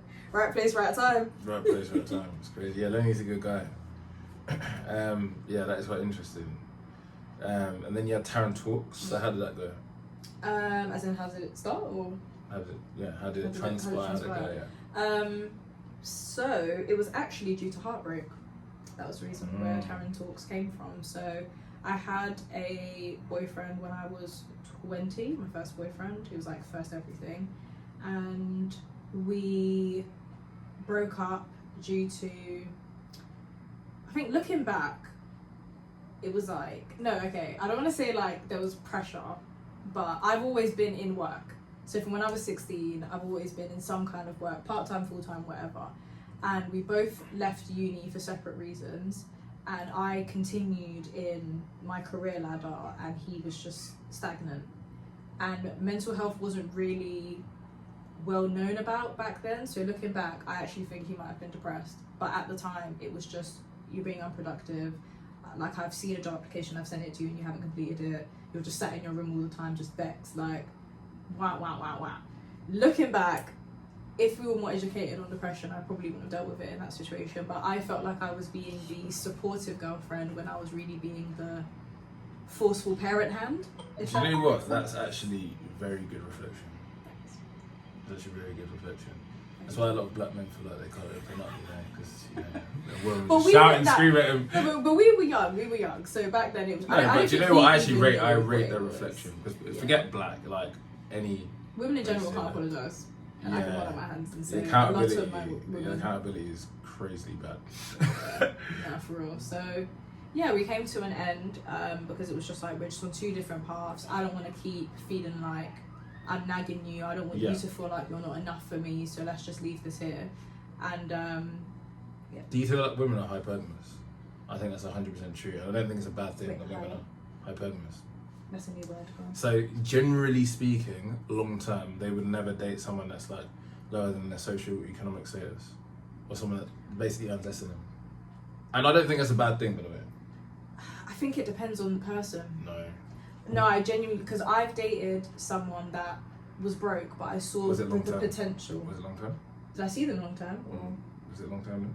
No, it didn't last. That's what I'm saying. It never lasts. It never lasts. It didn't last because of the money thing. It didn't last because he was lying about stuff. They had nothing to. But it all transpires into whatever, because it's like the money, and then it's like the laziness, and it's this. No, it genuinely wasn't even that. Okay. It was so he's not from here. He's originally from America. Yeah. So he was just trying to like get on his feet, whatever. Yeah. But he had his own place. He lived with one other person, but they were friends. And he was working in like a bar, but he was applying. I could actually see him, like when I was with him, he was applying for things. He was a photographer. Like there was lots of things going for him. And he would say he didn't have money, but he still showed that like he was interested in other ways. Like it wasn't always big date nights or whatever. Yeah. But we ended because he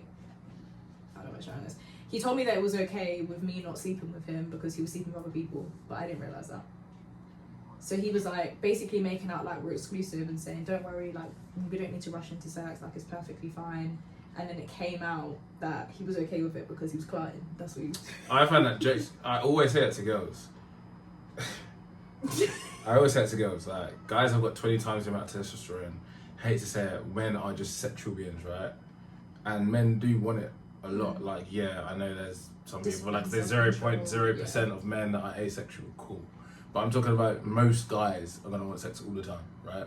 So yeah, but you can want it and then have the discipline. No, is sorry. self-control. So my point is though, if a guy is being like, yeah, it's cool, like for a few months, it means he's chopping elsewhere. It's like it's clear. It's clear. Well, No guys is waiting that long. Well, he didn't tell me that.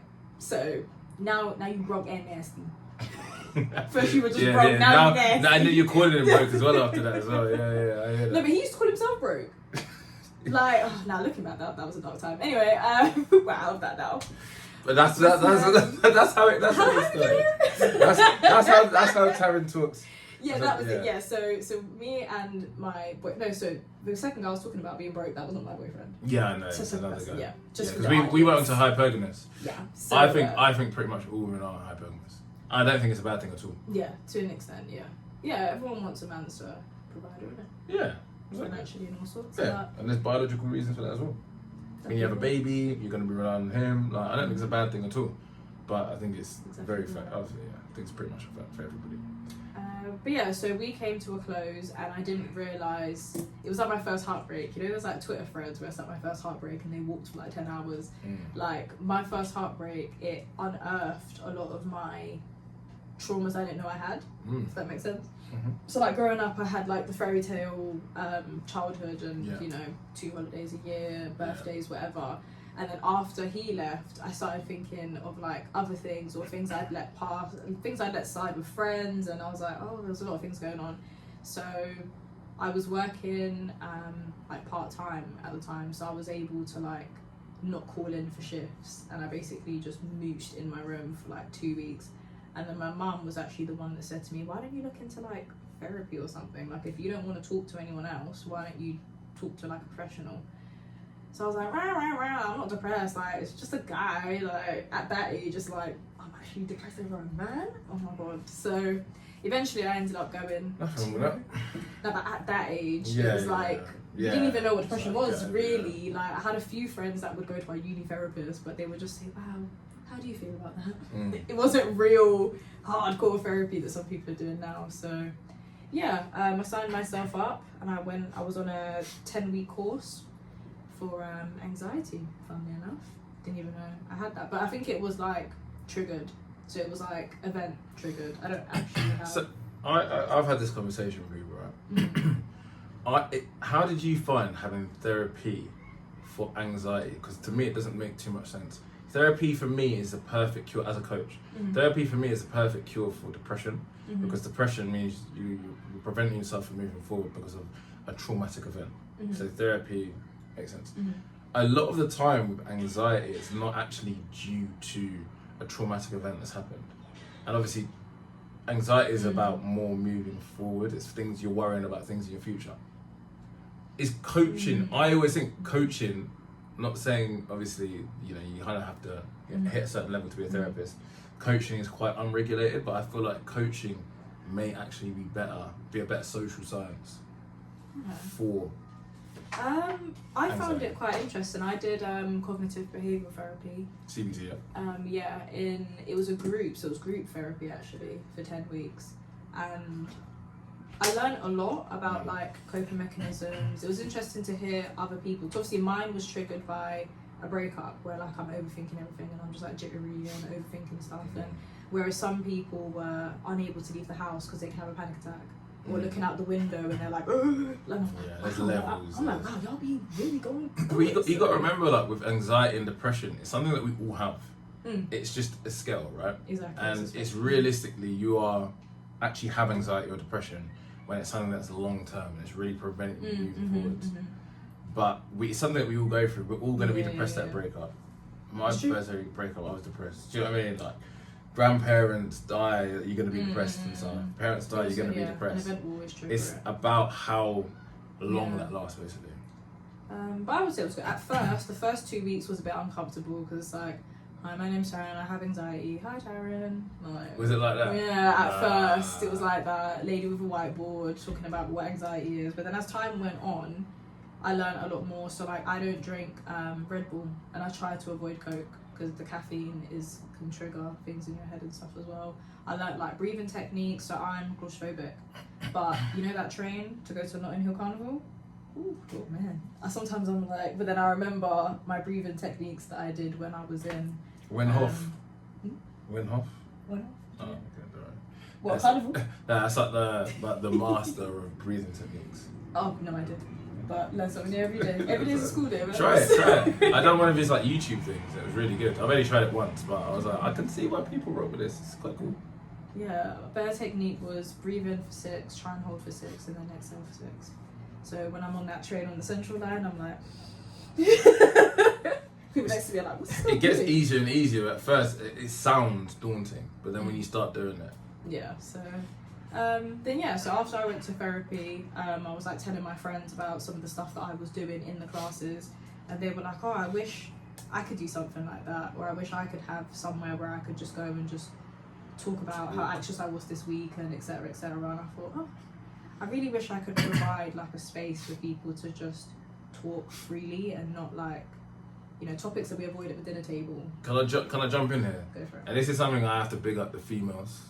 I know it sounds like I'm back up the men. You can say we're going I'm just to as harsh at the females as the men. I'm pretty harsher to the men, but I have to big up the females, right? Because girls really do talk and listen to each other, and they will be like, yeah, we need to create a group and we all need to support each other.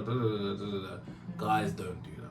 Yeah, it's very surface level with men. And then the worst thing is on a night out, they've had a few beers and then they want to open up and spill their heart story. It's the wrong time. So you shouldn't need the booze. You shouldn't need the drugs, whatever it may be. Like, should just be able to. So big up the girls on being, open. Yeah, emotionally open. Anyway, sorry, going back. So you want to create a space where people could talk and be vulnerable. Yeah, pretty much.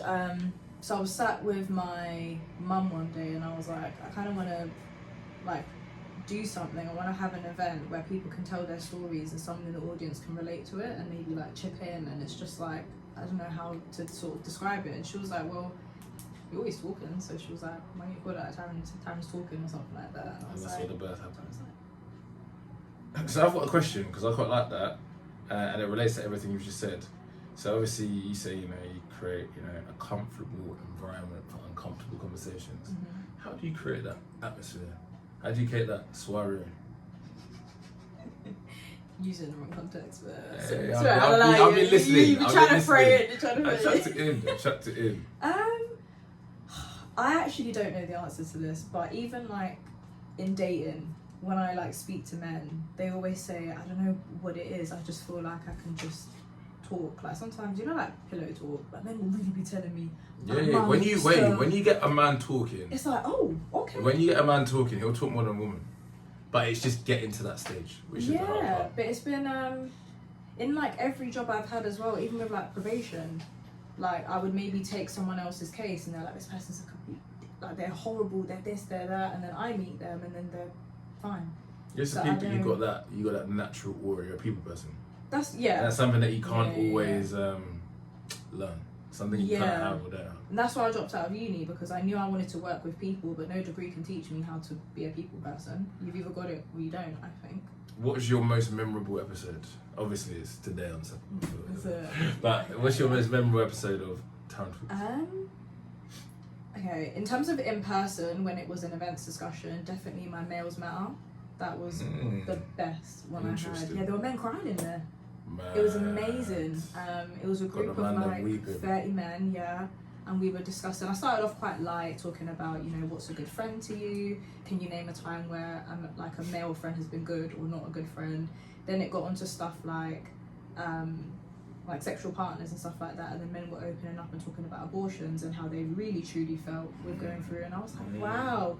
And like 2 of my girls had come for the moral support and setting up and stuff, and even they were sat next to me like it's beautiful, man, seeing men actually cry about because stuff. As a society we don't listen to the men. We don't listen to men about this kind of stuff. It's just like men are just expected to just get up and do it, like roll your sleeves up. It's like stereotypically the man wants you to do it, so women are more like catered to in that sense, like stereotypically. Anything emotional. Yeah. Like if I I said this earlier, I don't want to get it wrong. Okay, if I basically said, okay, you have sex with someone, right? Mm-hmm. If I said, I'm not gonna lie, I was a bit like wave last night, like she was moving a little bit mad. You wouldn't be taken seriously. No one would take that seriously. Whereas if a girl says it. Ooh, That's a and then we charge added now. race. Ooh, Yeah. that's a double charge whammy. now. That's a double whammy. It's true. And it is interesting that in society it is bad. It is very, very bad. And I don't think it's ever going to change. I think we just got to accept it. But I think Yeah. what we need to do is understand the other side a lot more. And I do say to my female friends as well, like, you can't date if you hate men. You need to, Facts. like, you actually Facts. need to, like, relax, like. But I don't want to get into this. Because I get the hatred, but it's like, so for example, I've been seeing someone for a significant amount of time, and a lot of my friends were like, leave him, he doesn't have time, he's too busy, he's this, he's that. And I You guys are completely so ignored them. toxic. Women's advice to other Yeah. women is so awfully bad. But I completely ignored them because I was like, I don't, like, that's his only flaw, that he doesn't have time. But when he does have time, phone's on DA. Girls will say, that's "Oh, it, I like- want to be with an entrepreneur," But and you then they don't realize wanna how do much work it is. Mhm. It's like even for me at the moment, I've got my main job, I've got my coaching business, I've got the podcast, and I'm trying to go to the gym, and I'm trying to see my pals as well. Like it is difficult to always create the time. Yeah. You always find You the time try, for someone that you make, yeah. but sometimes it might involve you to come to me or whatever. And girls have to be like, no, he needs to make all the Yeah, effort. yeah, So what, he yeah. needs to pay for the first date, he needs to make Mhm. all the effort for the first date. Mhm. Like, how are you supposed to get anywhere if that's the Yeah. advice that you're telling? But girls have so much toxic Yeah. advice, it's crazy. But quite a few. He needs to so- pay for every single date. Yeah. It's ridiculous. But like it was recently because we've lasted up until 5 months now, and Nice. Thanks. Big up you. See how it goes. Thank you. But so I was, one of my friends I was speaking to on the phone the other day, and she said, "Oh, Taryn, I feel like I've really learned something from you." And I was like, "What?" And she so in the early stages we had a bit of an issue with communication where he hasn't dated in a while, so it's been trying to adjust to having to constantly check in on someone. It's a bit of a, it's not going to happen automatically. Of course there's going to be some bumps in the road, but I basically explained to him that I don't like the way you're making me feel and I don't want this to happen again. It's up to you what you do with the information. Do what you can. That's pussy. And he's completely changed. I can actually really see the effort. And we went out on a date and I said to him, oh, like, just to let you know, I really have noticed your growth, by the way. I really appreciate it. And he was so happy. He was like, I can't believe you noticed and you even said it. Because guys just want to feel appreciated. That's what a lot of girls don't understand. They just want to feel appreciated. Honestly, so many guys are like insecure and stuff. They actually just want to feel appreciated for the effort that they put in. And yeah, But it comes down to like arguments and stuff like that, and you just expect the woman to be more emotional. So she's gonna come out of like a load of stuff, and then we're just expected to be stoic the whole time. We're not expected to rise to the argument. We're expected just to calm down and whatnot. And it's difficult, I think, sometimes when you're actually like a guy that's not an idiot, that's not abusive or anything like that. I think it can get difficult. So big up you and kind of just being real. And I feel like that's where relationships are failing, right? Like so many people just think the grass is greener. And a lot of the time you have to invest into that person. It doesn't have to be money. Sometimes it just be pure time, effort, thoughtfulness. That's the way that I usually get run over. That's how I got run over in my last relationship. Someone understood that I didn't have as much time as them, so they made more effort in terms of coming to me. It was a long distance situation. And it repaid in her favour because then it became like mutual and whatnot, and we went on trips. So it all does swing around. You've just got to sometimes, I feel like a lot of girls want the finished article, but a lot of the time it is good to bet on potential if it's someone that seems worth it. Yeah, if their words and actions are matching up, Yeah. you can see it. And you're not ignoring loads of red flags. Yeah, definitely. So, yeah, if he's tuned in right now, don't mess up. Don't mess up. You got a good one. I feel like I had a big question to ask you about religion, but I don't know if we're gonna have enough time. But you recently got baptized. Yes. Walk me through the journey. I've always Fairly been quickly. so I've always been a Christian, was born into the church. My mum was more Christian than my dad, but still we all attended church, etc.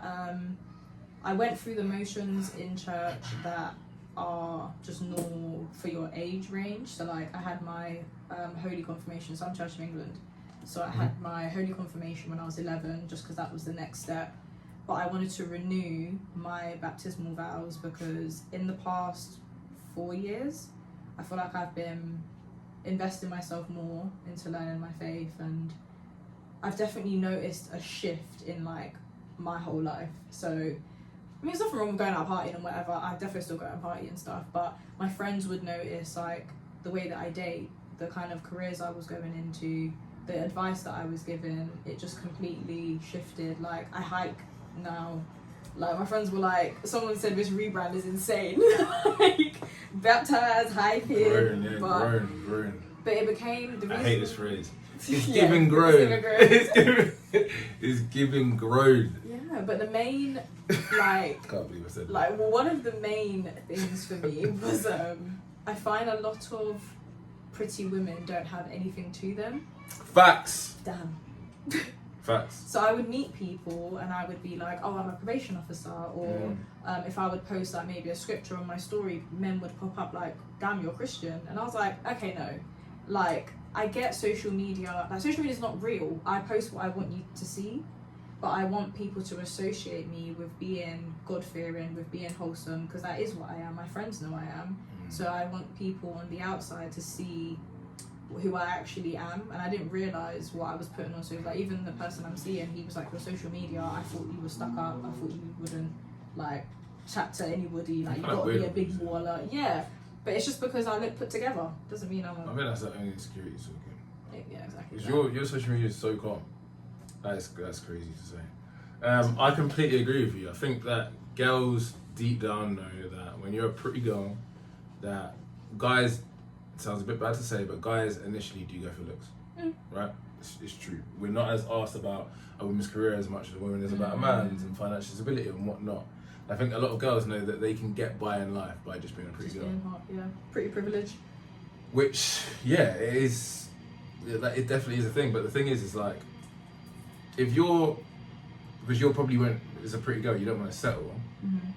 Like a guy that's well put together that can get with a lot of girls. Why is he then going to go for you? Because, you know, men typically go for someone that's younger, so you hit a certain age, okay, you're pretty, but then there's a lot of pretty 20-year-olds that are coming around, right? And it just seems like that toxic cycle of like, oh, well, men are trash, they go for younger girls, they've got nothing about them, what in common do they have? And it's just like that cycle. What would your advice be to pretty girls that kind of just rely on looks? Oh. I took it there. Back against the wall. I actually don't know. I don't think there is. Just stay hot. Yeah, stay hot, you'll get a guy. Because respectfully, like I have friends. I'm sure my best friend won't mind me saying this. Sometimes she's too dry. Like even when I'm talking to her, I'm like, "Why did you call me? What was the point of this?" But like, yeah, I think like if that's just your personality, then that's just you. Like I'm sure someone will be in it for the long run. Like don't change yourself. Like there's no advice for me to give someone if that's just you, kind of thing. Oh, can I ask you a quick question? Go ahead. So you were saying, I don't know if this is too personal, but I'm interested to know. So you were saying about the guy that was like kind of like acting like he was cool about waiting for sex. So is that something that has been affected by you becoming more religious as you got older, or have you always just been like that? You someone that likes to wait? No, because I think lust clouds things. Like once you have sex, it's kind of like it's a full sense of security. It's like, oh, we're locked in now. Like if the sex is really bomb and there's passion and there's, you know, you start thinking, you start making a fantasy out of something that isn't there. Like you're making a picture with colours you ain't been given yet. I find that so interesting. I just feel like it brings you closer together. But that's once you've gotten to know that person. I find anyway. Like me and the person I'm seeing, we abstained for 4 months. And then, obviously, no. Yeah. We run that. But what? I mean, Willie Barnes. according to him, he was lifting more in the gym. So. What? Yeah. But he said he doesn't know if it's anger or testosterone. Yeah, that's anger. That's anger pumping. That's anger pumping. But do you know what? Like, I get it. The first guy I ever dated, I waited like 3 weeks, but we were doing bits, so at least there was some release. No, like I'm not like lips in that. Lips. Yeah. That is crazy. That is crazy. Maybe I've just become too modern. No, even my girls were like, you were lips in for 4 months. Lips in for 4 months. Yeah. Hey, my man must have been releasing. Hey, do you know what? You're a good brother. You're a good. He's alive, man. He's alright. He's The a good brother. abstinence is done now, so it's okay. Yeah. Now, he's broke through the pain thresholds, and now it's just pure enjoyment. That is jokes. Yeah, I had so much. You know, you might have to come back on, because I don't know. I mean, to be fair, you're always around the studio anyway. Is there anything that you want to plug? We've got 10 seconds. Oh my god. My hiking community, Summit Seekers, summit.seekrs. What an episode with Taryn Harris. Absolutely killed it. Another banging episode of Step Up Unfiltered. Tune in a couple of weeks' time. We have got an upcoming singer called B. Arnold, all the way from Brighton. She's blowing up on social media at the moment, so you will not want to miss it.